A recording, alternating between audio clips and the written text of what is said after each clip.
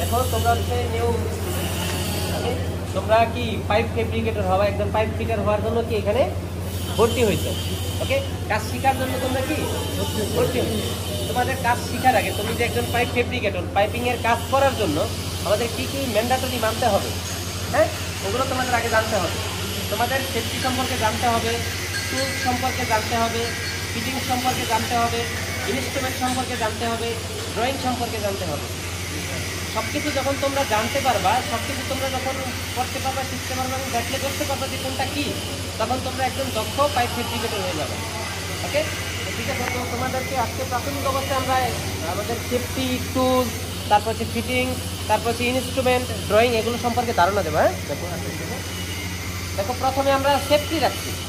ওকে, এখানে দেখো কিছু সেফটি রাখা আছে, আরও কিছু সেফটি আছে, সামনে আছে। এটা হচ্ছে সেফটি হেলমেট। ওকে, এটা হচ্ছে সেফটি হেলমেট, তোমার মাথা প্রোটেকশন করার জন্য, হেড প্রোটেকশন করার জন্য। ওকে, আচ্ছা ঠিক আছে। তারপরে দেখো এগুলো হচ্ছে সেফটি গগল। হ্যাঁ, এখানে দেখো দুই ধরনের সেফটি গগল আছে, একটা হচ্ছে হোয়াইট আর একটা হচ্ছে ব্ল্যাক। ওকে, একটা হচ্ছে গ্যানিং করার জন্য তোমরা ইউজ করবে, আর একটা হচ্ছে যখন গ্যাস কাটিং করতে যাবা তখন তোমরা আরেকটা ইউজ করতে পারো। ওকে, আচ্ছা ঠিক আছে। তো এটা কেন? এটা হচ্ছে আমাদের আই প্রোটেকশনের জন্য, আমাদের চোখের নিরাপত্তার জন্য আমরা সেফটি গগল ব্যবহার করবো। ওকে, তারপরে দেখো এগুলো হচ্ছে সেফটি গ্লুভ বা হ্যান্ড গ্লুভ। ওকে, এটা হচ্ছে তোমার হাতের নিরাপত্তার জন্য। ওকে, আচ্ছা ঠিক আছে। তারপরে দেখো এটা হচ্ছে সেফটি বেল্ট। ওকে, তুমি যখন উপরে কাজ করতে যাবা, মিনিমাম একটা ম্যাক্সিমাম একটা হাইটে কাজ করতে যাবা, তখন তোমাকে সেফটি বেল্ট মাস্ট বি করে নিতে হবে। হ্যাঁ, এই যে বহির্বিশ্বের প্রত্যেকটা দেশ, এমনকি বাংলাদেশেও সেফটি মেনটেন করে কাজ করায়। ওকে, তখন তোমাকে কি সেফটির যে ইকুইপমেন্টগুলো আছে এগুলো তোমাকে মাস্ট বি করে নিতে হবে। ওকে, তারপরে এগুলো ছাড়াও তুমি আরো কিছু সেফটি আছে, যেটা হচ্ছে নিজের বুট প্রোটেকশনের জন্য সেফটি বুট করতে হবে। ওকে, তারপর হচ্ছে সেফটি ড্রেস করতে হবে। ওকে, তারপর হচ্ছে নিজেকে ঠান্ডা, সর্দি, ধুলাবালি থেকে রক্ষা করার জন্য কি মাস্ক করতে হবে। ওকে, তারপরে হচ্ছে অতিরিক্ত শব্দ দূষণের থেকে নিজের কানকে রক্ষা করার জন্য কি ইয়ার প্রোটেকশন নিতে হবে, যেটাকে ইয়ারবাড বলে। ওকে, এগুলো হচ্ছে আমাদের সেফটি। ওকে, আমরা যে কাজ করবো নিজেরা সেফ থাকবো, কোম্পানিকেও কি সেফ রাখবো। ওকে, ঠিক আছে। তো এটা হচ্ছে আমাদের সেফটি। তো এখানে যে প্রত্যেকটা নামগুলো দেখ বললাম তোমাদেরকে, তোমরা কাজ করতে গেলে এগুলো নিয়ে তোমাদের কাজ শুরু করতে হবে। তারপরে দেখো এখানে আমরা কিছু পাইপিং টুলস দেখছি। পাইপিং টুলস রাখতেছি, কিছু কিছু টুলস আছে যেগুলো ছাড়া আমরা কি পাইপিং এর কাজই করতে পারবো। ওকে, তো দেখো সর্বপ্রথম যে টুলসটা আমাদের মোস্ট ইম্পর্টেন্ট, খুবই গুরুত্বপূর্ণ, সেটা হচ্ছে মেজারমেন্ট টেপ। ওকে, মেজারমেন্ট টেপ ছাড়া কিন্তু পাইপিং এর কাজ কল্পনাই করা যাবে না।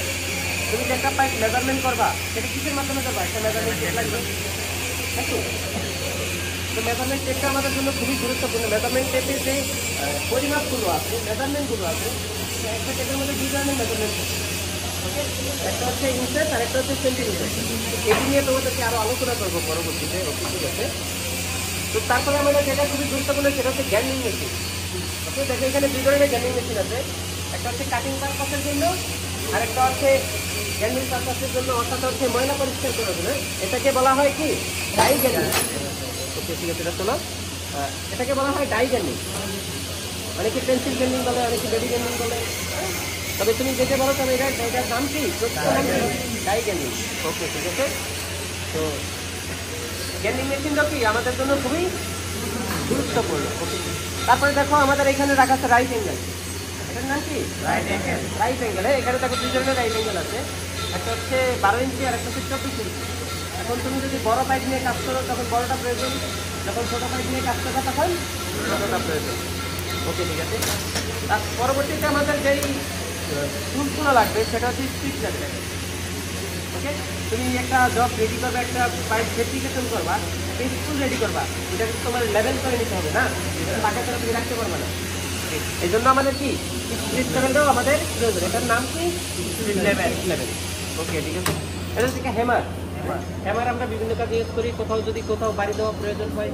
হ্যাঁ, যখন তোমরা কাজ করতে যাবা তখনই তোমরা বুঝতে পারবে যে আমাদের হ্যামার কেন প্রয়োজন। ওকে, তো প্রথমে যে এই 5টা টুলসের কথা বললাম, এই 5টা টুলস আমাদের জন্য খুবই গুরুত্বপূর্ণ। এই 5টা টুলসের একটা টুলস থেকে আরেকটা টুলস যদি তোমার কাছে না থাকে, পাইপিং এর কাজ তুমি পারফেক্টলি একটা পাইপিং এর কাজ সম্পূর্ণ করতে পারবে না। ওকে, এই কাজের মধ্যে কি কোনো ত্রুটি থেকে যাবে।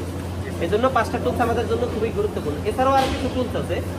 হ্যাঁ, আচ্ছা ঠিক আছে। তো আমরা দেখো এখানে আমাদের 3টা ডিস্ক আছে।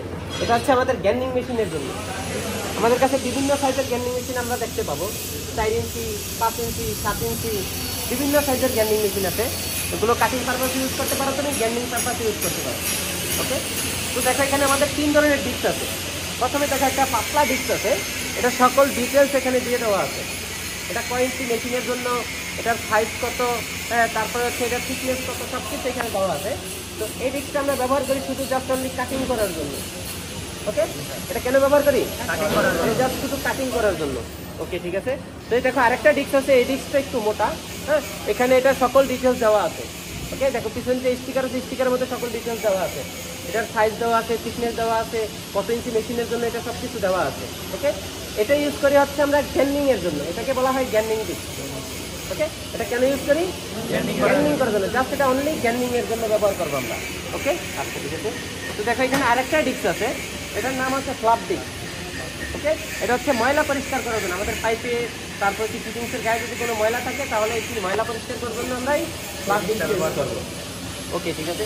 তো দেখো এখানে আরও কিছু টুলস আছে আমাদের। হ্যাঁ, দেখো তোমার যেমন স্ক্রু ড্রাইভার প্রয়োজন হতে পারে, একটা হচ্ছে মাইনাস স্ক্রু ড্রাইভার, একটা হচ্ছে স্টার স্ক্রু ড্রাইভার। তারপরে দেখো একটা আছে পাইপ ফ্রেঞ্চ, এটাকে বলা হয় পাইপ ফ্রেঞ্চ। ওকে ঠিক আছে। তো পাইপ ফ্রেঞ্চকে আমরা কখন ব্যবহার করবো? যখন একটা থ্রেড টাইপ কোনো পাইপ ইনস্টল করতে যাবো আমরা, তখন আমাদের কি পাইপ ফ্রেঞ্চ প্রয়োজন হবে।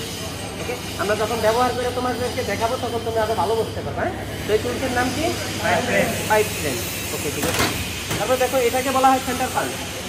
সেন্টার পাঞ্চ, কোথাও যদি তোমার পার্মানেন্টলি সেন্টার মার্কিং করার জন্য প্রয়োজন হয় তখন তুমি সেন্টার পাঞ্চ করে এটা পার্মানেন্টলি তোমার একটি মার্কিং পাওয়া যাবে। ওকে ঠিক আছে। তারপরে দেখো এখানে আমাদের কিছু স্পিনার আছে, এটাকে বলা হয় কম্বাইন্ড স্পিনার। হ্যাঁ, এটাকে কেন কম্বাইন্ড বলা হয়? এক পাশে দেখো রিং এর মতো আর এক পাশে ডি এর মতো। ওকে, তো এটাকে বলা হয় রিং স্পিনার। ওকে, আর এটাকে বলা হয় ডি স্পিনার। আর যেহেতু এটার মধ্যে দুটোটাই আছে, এটার নাম হচ্ছে কম্বাইন্ড স্পিনার। ওকে, তুমি স্পিনার বলতে পারো, কোনো সমস্যা নেই। ওকে ঠিক আছে। তো দেখো এটা হচ্ছে রিং স্পিনার। ওকে ঠিক আছে। তো দেখো এখানে আরেকটা আছে, এটা হচ্ছে, এটাকে বলা হয় অ্যাডজাস্টেবল রেঞ্জ। ওকে, এটার আরেকটা নাম আছে, সেটাকে বলা হয় স্লাইড রেঞ্জ। এটাকে বলা হয় কি? Slide range. তাহলে তোমরা অ্যাডজাস্টেবল রেঞ্জ বলবো। ওকে, এটার নাম কি?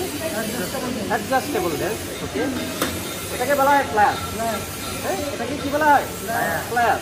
ওকে ঠিক আছে। এটাও তোমাদের বিভিন্ন কাজে প্রয়োজন হতে পারে। তারপরে দেখো এখানে একটা আছে স্কেল, রাবার স্কেল। এটা ইজিলি ব্যান্ড করা যায়। এটা হচ্ছে পাইপ মার্কিং করার ক্ষেত্রে তোমাদের এই ধরনের স্কেলগুলো খুবই গুরুত্বপূর্ণ।